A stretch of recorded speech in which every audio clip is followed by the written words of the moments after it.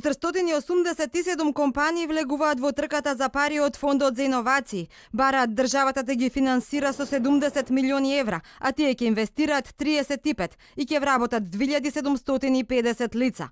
Но во буџетот за годинава со овој повик се предвидени 5 милиони евра и уште толку со повикот во септември. Од владата велат интересот е голем, но сите не можат да добијат пари. Ние во рамките на буџетот немаме 70 милиона евра средства одредено. Оваа година, значи, за иновативност вкупно на годишно ниво има одредено отприлика околу 10,5 милиона евра. Тие 10,5 милиона евра секако ќе бидат поделени, ќе видиме доколку има квалитетни проекти, доколку има, значи, интерес и доколку се создадат, значи, услови со некое ново буџетирање, би можеле да одредиме и повеќе средства. На повикот и натаму доминираат IT компаниите со 126 апликации, но зголемен е интересот и на традиционалните индустрии.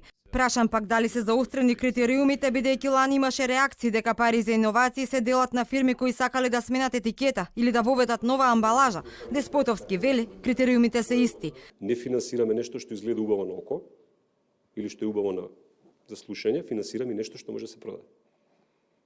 Особено што сега имаме принципот на роялти со 5% поврат, каде што веќе ние сме заинтересирани да видиме дали тоа може да се продаде. Така што минимална интервенција која што на нас можеби ни се чини смешна, нека да се продава. Тоа не треба да го занемариме и јас пак кажувам, значи иновациите не се ракета на месечината.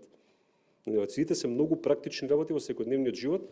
50 надворешни експерти и 5 експерти на Светска банка ќе ги чешлат апликациите, а првите договори се очекува да се потпишат во август или септември.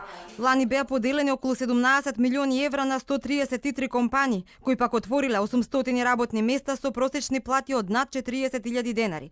Скандалот пак со трите фирми блиски до функционери од ланскиот повик се уште не е решен ниту годинава. По многуте проверки, сега фондот ќе чека мислење и од антикорупцијска. Па дури потоа комитетот треба да донесе одлука дали парите ќе ги добијат фирмите на роднини на бившиот министер Веле Самак, екс-министерот за култура Асаф Адеми и поранешниот амбасадор Јован Донев, а во меѓувреме снаата на Цветанка Ласкова се откажа од грантот. Но и годинава фирми на функционери аплицирале за пари од Фондот за иновации. Деспотовски вели бројот не е голем, максимум 10. Уверува дека сега имаат механизми како да се спречи судирот на интерес.